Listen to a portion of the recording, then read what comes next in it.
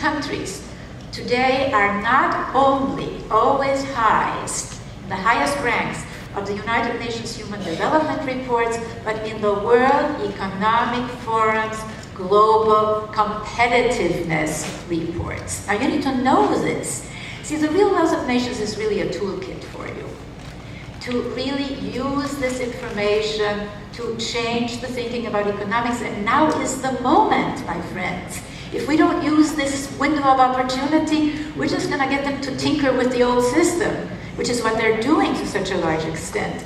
So look at the Nordic nations. They have universal, high-quality childcare. They have stipends. This is non-market now. Government-supported stipends for families to raise children. They have government-backed and paid parental leave for both mothers and fathers. In fact, both have to take it in a two-parent family, if either is to get it. So more guys get to do the caring work, which they so enjoy. I've got 10 minutes. Oh, that's fabulous. Hey, I thought I had less. All right. Well, in that case...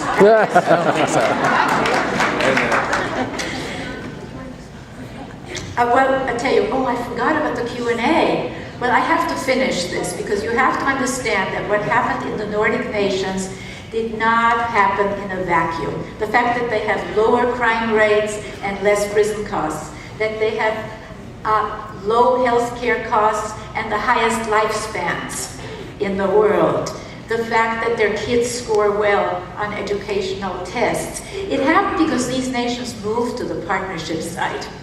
Look at the configuration.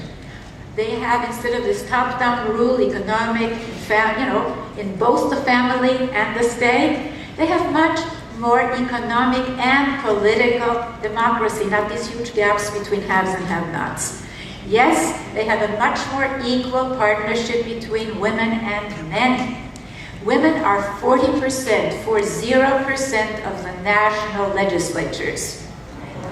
But what happens is that as the status of women rises, and if you take nothing else away about gender, take this, as the status of women rises, men no longer feel so threatened in their status, in their quote masculinity, to also embrace more stereotypically feminine priorities. So men voted for these caring policies. You see how that works? And you see it all around us with all the men now taking care of babies, which they wouldn't have done before if the status of women hadn't risen. And which is a wonderful partnership trend, by the way. But the third part of the configuration, because we're talking about mutually supporting elements of a system, these nations are in the forefront of leaving behind traditions of violence that are built into domination systems. Not coincidentally, the first peace studies came out of the Nordic nations.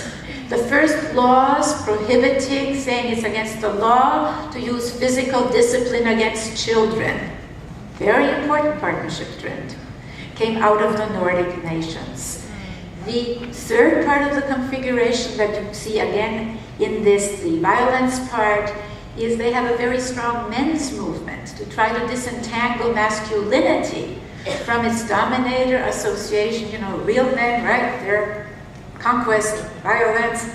They're trying to get away from that. Sure, they have domestic violence. Every nation has that heritage. But they have government-sponsored conferences to change how men take responsibility for it. Let's do that here.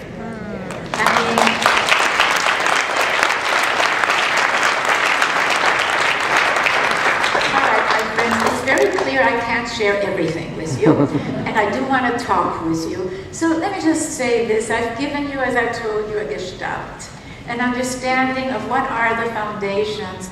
Yes, intimate violence, the statistics are horrific. If you only knew them, but you can't know them, go to SAVE, to the website, and you'll get them. We've got to change them, and we've got to get spiritual leaders, religious leaders, to start speaking up. They talk about peace, but let them talk about changing these traditions of violence against women and children.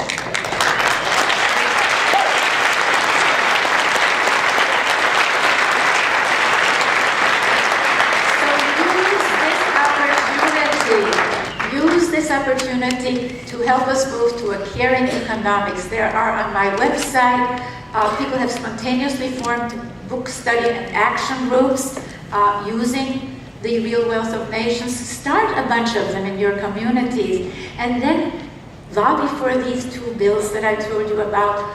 Do it. This is our moment, and together, my friends, we can make those changes for ourselves, for our children, and generations to come. I thank you.